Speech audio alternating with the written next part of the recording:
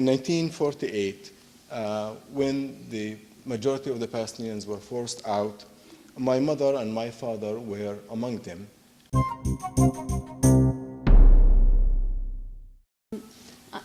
That Palestinians now have a voice in this country, their own voice, that they did not have in the 1980s and 90s and early 2000s. There's been growing support for the divestment movement on campuses and in other organizations.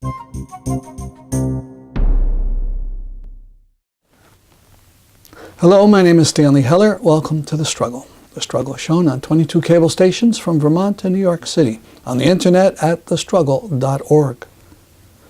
Our program today, we have speakers from the Conference on Palestinian Liberation that took place in October at the University of Connecticut.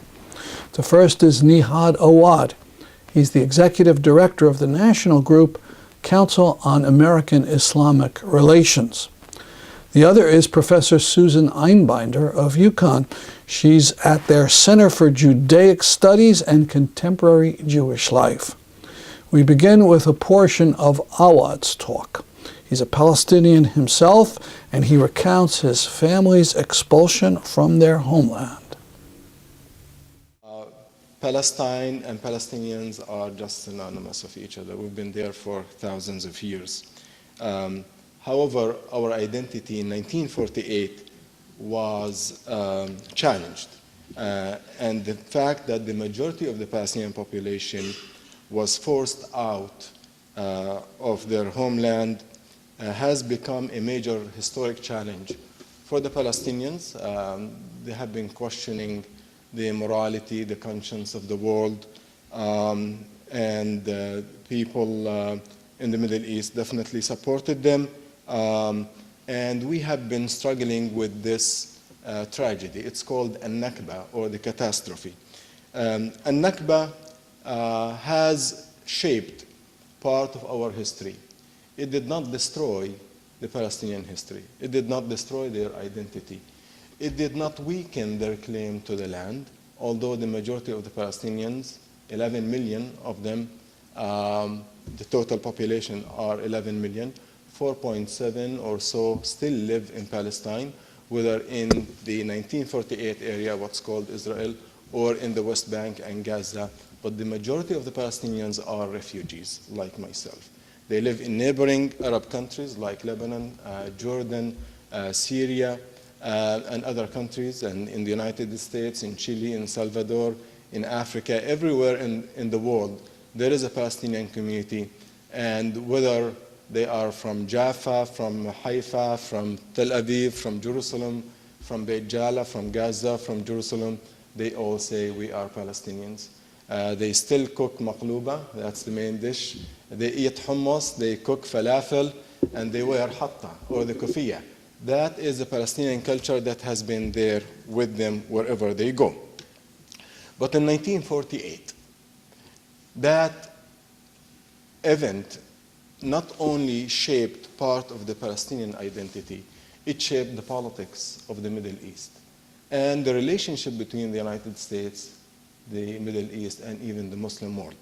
Unfortunately, some people use this event to claim the land, mainly the Israeli population, and to consider that that is a turning point and the Palestinians will not be allowed to come back to their home land. I myself, I am a refugee.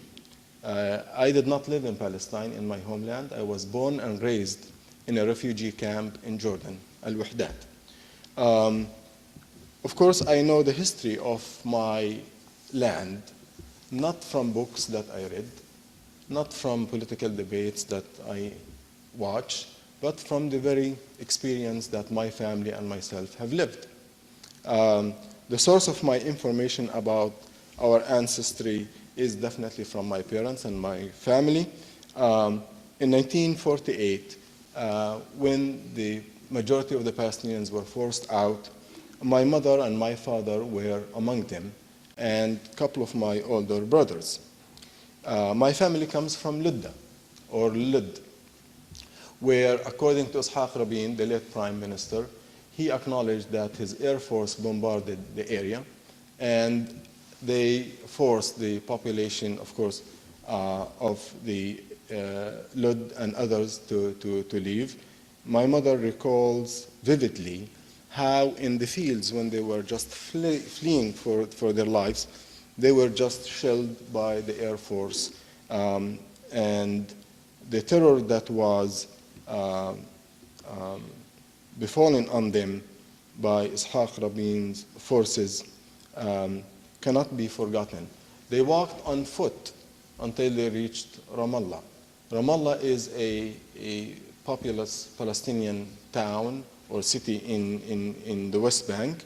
And later on, the war continued and they traveled to Jordan. That's where they settled. They settled in the street, in a main street in Jordan, Amman, and they rented a cave next to a castle in one of the hills of Amman. And I visited that cave. That cave is a small area. They paid rent for the owner of the cave for a few months until they were moved by the United Nations to a camp in southern Amman. That's where 12 years later I was born. I was born among tens of thousands of people who shared the same experience, being born and raised by a refugee family. Definitely my family has left by force. It was not their choice. And they lost everything they own, their farms, their house.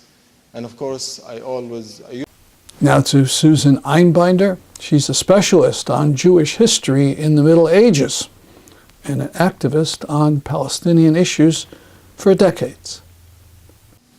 There was a little bit in the news recently, and it was very poignant to me. I don't, if some of you may have noticed, a sort of reminder that it was the 28th anniversary since the assassination of Alex Odeh. Is that a name that means anything to?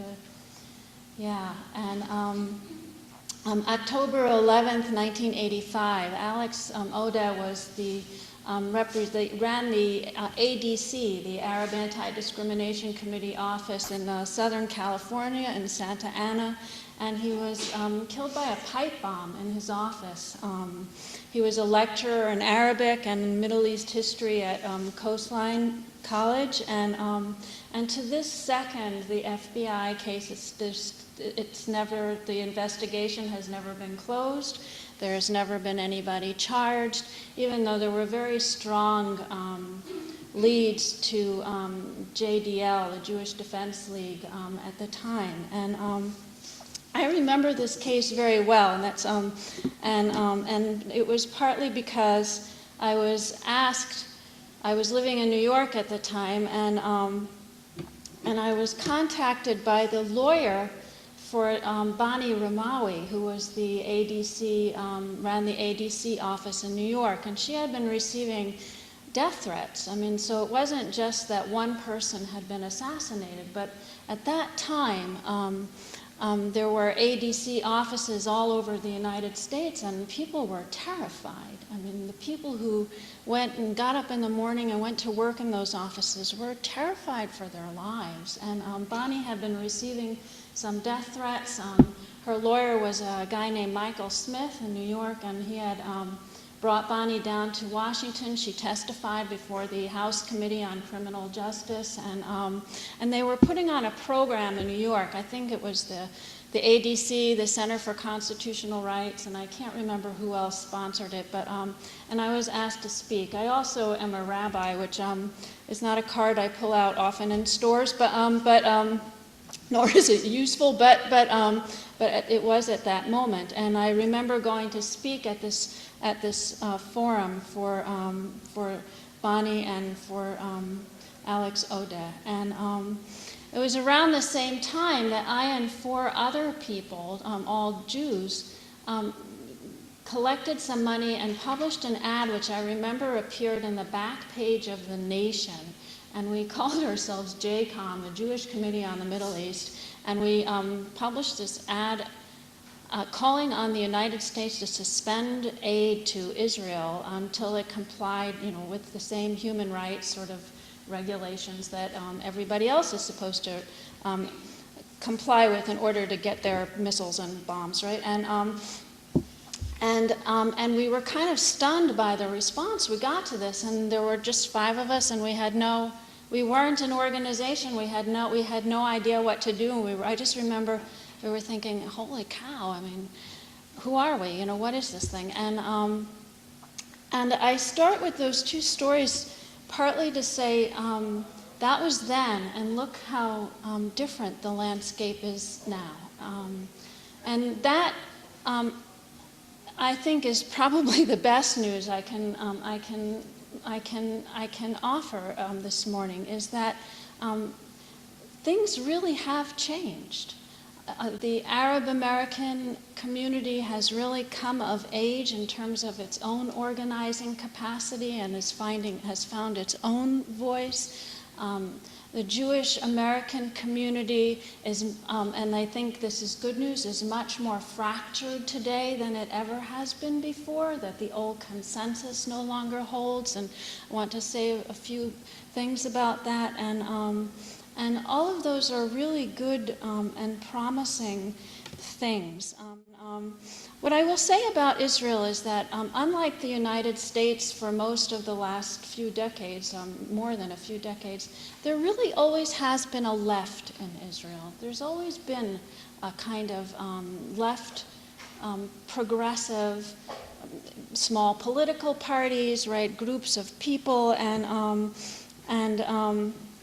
and I don't mean what the United States media necessarily calls the left. I mean, if you read the New York Times, which thinks it is left, right, then it will call Haaretz, the mainstream Israeli paper, left. I mean, it's about as left as the New York Times, so you can, if you're happy with that, you're fine. But what I will say about the Israeli left is that it's a lot weaker now, that's my general sense, than it ever has been before. And in Israel, the picture is not so great. I think some of the weakness of the pro-peace movement has really been indicative of the very entrenched nature of the occupation. The way it is really just a part of everyday life, and it's gone on for so long, so that if in the late 1980s, when I went to Israel, if I could hike out with a bunch of very nice Israelis, and remember there was a group called End the Occupation, Daila Kibush, and we used to go out to all kinds of places. But one weekend I remember going out with these people, and they were so clever. They had gotten all of that green plastic on big rolls that I don't know what the hell you do with it, but they had these big rolls, and we went out, and their big expedition was to mark the green line. And they took all this green plastic and they were stabbing it in the ground, and Israeli cars were driving back and forth, and people would honk, and some people would honk happily and some people would honk less happily, and in a way, that kind of thing never takes place anymore, because most people don't care even then they didn't really care where the green line was, but that kind of protest is not really what happens now, and I think the protest groups have shifted with that, so that there are very different kinds of protests, and those groups are important. I think if you like websites, I can give them to you later, but I think they're always, the women in black are still out there protesting, right? The Checkpoint Watch women are still out there week after week. These are women who just volunteer their own time. They stand at military checkpoints and they intervene when they see people being abused. They document, they testify, they report. They're very courageous, a lot of them. There's a group like Makom, right, which is all composed of city city planners, architects, building construction people, right, who really understand that construction and building in Israel speak the voice of occupation a lot of the time, and that controlling space is a way of controlling people. And they've been very active, helping people get building permits, helping to argue for different kinds of architectural configurations and plans, helping to think more consciously and creatively about how space works in Israel, right? There also are,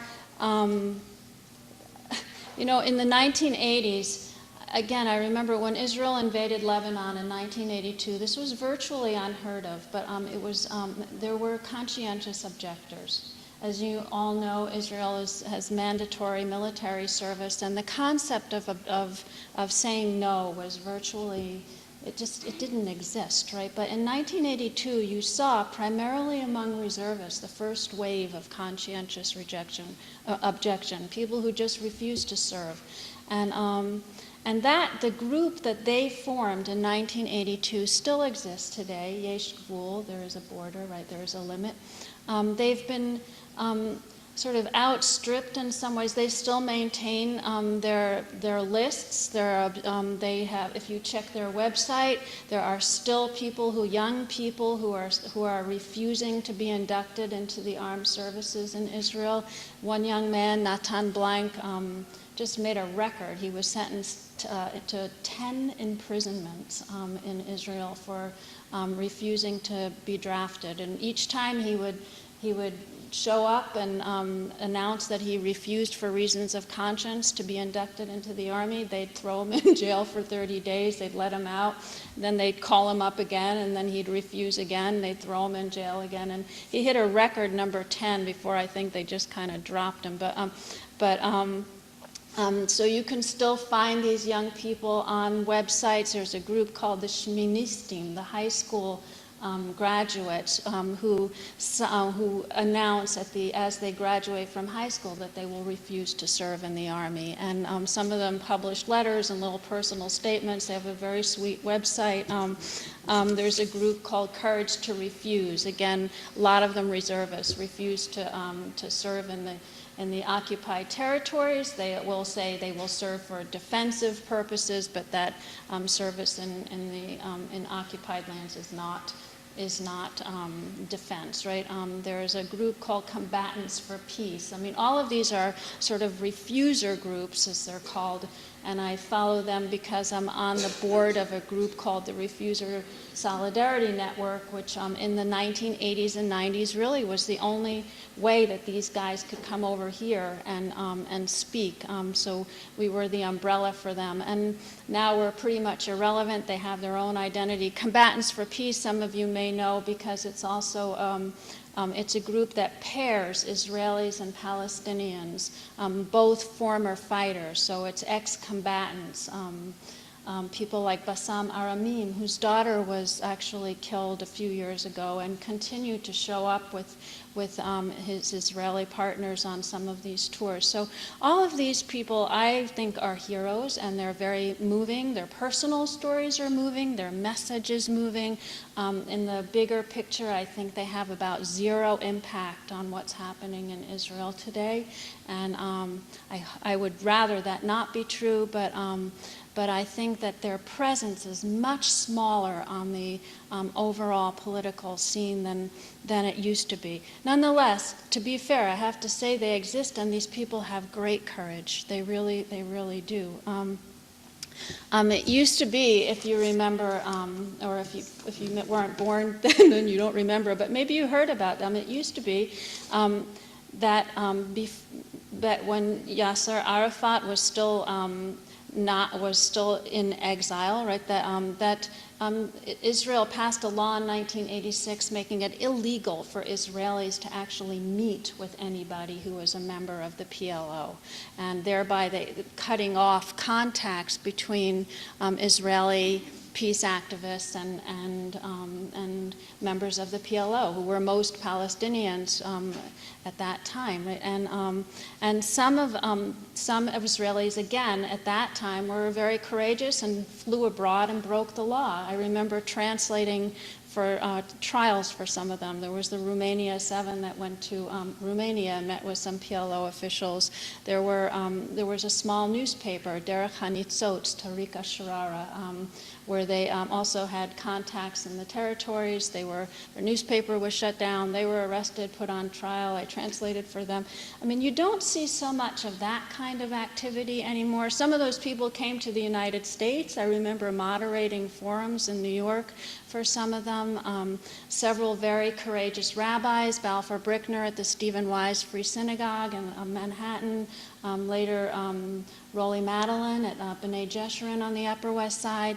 These rabbis have opened up their synagogues to all forms of dialogue, including with Palestinians, and that kind of stuff, I think, is less what you and we face today. I think today, especially on college campuses, the threat is less somebody making a law and saying you can't do this, or sort of that kind of top-down no. But I think what we face more often is a kind of scare and intimidation tactic, right? If you, I'm thinking of groups, say, like Campus Watch, which appeared in 2003 and started circulating lists, right, of people like me who were supposedly sympathetic to Palestinian causes, right, and therefore got our names listed as supporters of Islamic terrorism on their website. But that kind of stuff has a very chilling effect. It makes it very hard for students to organize, for faculty to put their names on the line, to show up for things, and that is a growing and omnipresent kind of obstacle to speaking and acting for Palestinian justice. But that Palestinians now have a voice in this country, their own voice, that they did not have in the 1980s and 90s and early 2000s. There's been growing support for the divestment movement on campuses and in other organizations, right? TIA, CREF, right? There's been growing support for BDS, right? There's more. There's been an ability to push back, right, against some of the opposition, and even though a lot of what I think is happening is really in big cities, and so you guys get a lot more credit for taking this on in a place like Stores, where I think it really is hard to organize. I think that the options are much richer, and that the strength of the message is much greater and stronger. Among Jewish groups, especially if you're in a big city, there's tons to choose from, right? There are groups like Jewish Voice for Peace, there's Jews Say No, there are Jews Against Islamofascism, there are Jews for Racial and Social and Economic Justice, right? There's a whole Jews for this and Jews for that. There's a whole list of all kinds of groups, some of which work with Palestinians and Arab American groups, some of them work alongside, some of them are combinations, right? And there's plenty to choose from. Again, outside of big cities, I think it's harder. What I saw in Cincinnati was that organizations like CARE, which Nihad Awad can talk about, are very important in organizing and speaking on behalf of the local Arab American and Muslim community especially. I think interfaith groups and ecumenical activities have been more important in smaller cities and in the country. The Friends, who are represented here, right, are also great allies. There was a small group in Cincinnati, actually Catholic, the Inter-Community Justice and Peace Center. Sister Alice Gerdeman was a great ally for all of us. It was very hard to organize Jewish progressive activity. And I saw this in Cincinnati just by trying and failing repeatedly. it happened over and over again that our groups were either sabotaged or worn down or divided and conquered, or something would always sort of break it up. But I think if you're in the orbit of strong voices, you can move forward. So I don't think, despite the title of this panel, and I hope that my co-panelist appears, I don't myself want to think of the title "Competing Narratives" as being his narrative versus mine, because in my opinion, we probably have pretty much the same narrative, and all of us in this room, I suspect, have variations on that narrative. It's a polyphonic narrative, right? It's can be many voices and different kinds of harmonies, but we're sort of pointed the same way. I think the narrative that we are opposing is, in fact, and that's where I'll stop today, I think, is much more tired, it's much more strident, and it's weaker. So that what you are doing is really important. And I will stop by saying again that I am very grateful to you for doing this, for putting yourselves on the line and putting this program together and coming together. And I hope that you can continue to move forward, to be creative, to be truthful, and be patient, right? And to continue to seek justice and to challenge yourselves and grow, and finally not to fall victim to the easy way out, which is the tool of the competing narrative, right? Which is to dehumanize the guy on the other side, because this is, in the end, a very human struggle. And that's all I'll say. Thank you.